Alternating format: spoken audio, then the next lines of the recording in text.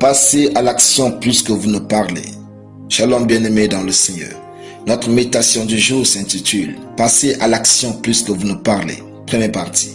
Nous tirons notre texte dans Genèse 12, 5 qui nous dit ceci. Abraham prit Sarai, sa femme et l'autre fils de son frère, avec tous les biens qu'ils possédaient, les serviteurs qu'ils avaient acquis à Charan. Ils partirent pour aller dans le pays de Canaan, et ils arrivèrent au pays de Canaan. Alléluia. Abraham n'est pas resté pour discuter avec Dieu de sa parole. Il n'est pas resté avec les hommes pour discuter de ce que Dieu lui a dit. Abraham est passé à l'action, sinon il n'allait jamais découvrir ce qu'il pouvait être. Lisez par exemple cette histoire merveilleuse sur le fait de passer à l'action.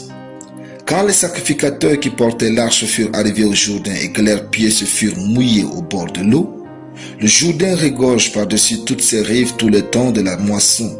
Les eaux qui descendent d'en haut s'arrêtèrent et s'élevèrent en un monceau à une très grande distance près de la ville d'Adam, qui était à côté de Tarstan.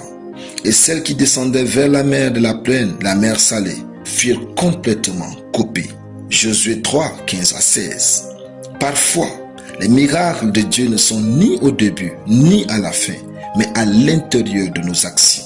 Frères et sœurs, le miracle de la vie est souvent dans l'action.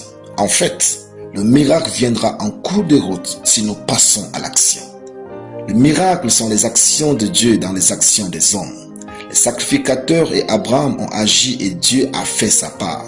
Cessez de parler inutilement. Soyez une personne d'action.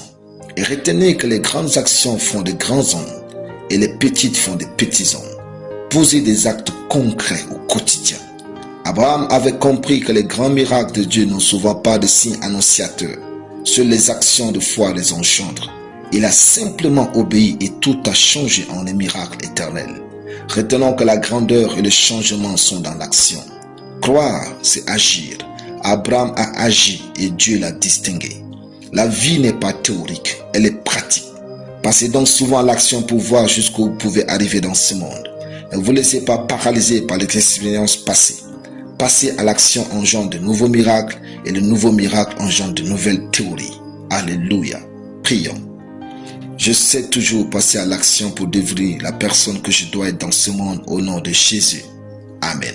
La lecture biblique en une année. 2 Chroniques chapitre 30 à 2 Chroniques chapitre 33. Soyez bénis, c'était le pain du ciel.